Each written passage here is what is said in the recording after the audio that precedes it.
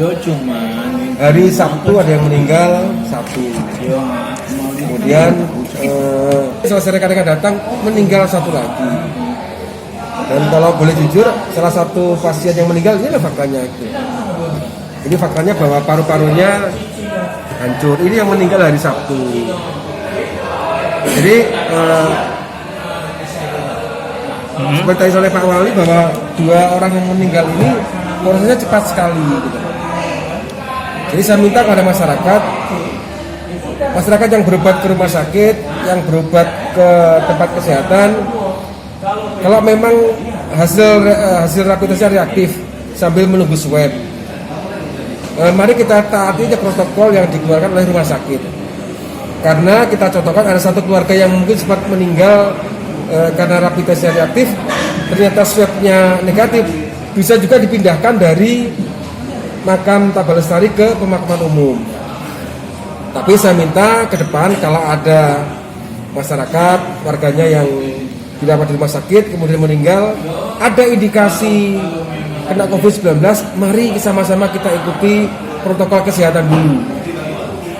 Jangan sampai seperti kejadian yang mohon maaf di suatu daerah, hari ini yang meninggal anaknya, 3 hari berikutnya yang meninggal ibunya, 4 hari berikutnya yang meninggal anak yang pertama. Jangan sampai seperti itu. Toh kegiatan pemakaman di Tabalestari itu semua kita yang menyelenggarakan, dari ngantar jenazah sampai dengan pemakaman semua dibiayai oleh negara. Mari kita sepakat sama-sama aja. Karena prinsipnya menjaga satu juga menjaga kesehatan buat orang banyak. Jangan sampai ya contohnya klaster di salah satu bank ini. Karena satu orang sekarang sudah positif 15 orang. Nah, jangan sampai karena meninggalnya satu orang berakibat pada yang lain. Bagi orang yang menjemput paksa jenazah akan saya pidanakan. Kenapa? Resiko yang dikeluarkan oleh pemerintah kota biayanya lebih besar daripada kita mengamankan satu orang gitu loh. Lebih baik kita mengamankan satu orang daripada kita rapid test. Biaya swab satu orang 2,5 juta. Bayangin kalau kita harus swab satu kampung, berapa miliar harus kita keluarkan? Loh, kenapa tidak kita kita makamkan dulu sambil nunggu swab, nggak masalah. Nanti masalah memindahkan jenazah kita bantu. Ya, kita bantu. Itu boleh kamu tegaskan.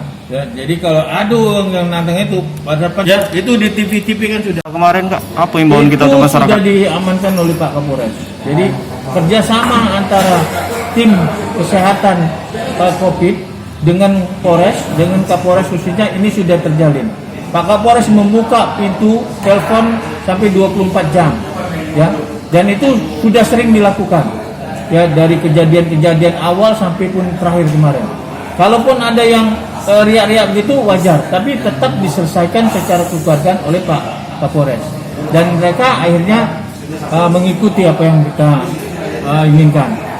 Karena kedua-duanya positif, ya kan? Nah, satu keluarga rapid test kita swab lagi mereka. Kan 2 kali kejadian itu. Jadi himbauannya ke depan Pak untuk masyarakat itu tadi, kalau ada lagi seperti itu. Ini yang kita akan berikan pemahaman, ya. Aku tidak nakuti, tapi kita tetap tenang, ya. 2 sudah meninggal karena COVID, tidak ada karena apa, ya. Siapa yang bisa mengukur itu? Memang lantaran galau, memang dia punya sakit jantung, asma dan sebagainya. Tapi COVID ini jadi lantaran, mempercepat proses itu. Mungkin dia bisa sembuh. Kalau dia diketahui lebih awal, itu tadi malam tonton di ILC. Ya, ILC tadi malam itu sembuh dong. Karena diketahui dari awal.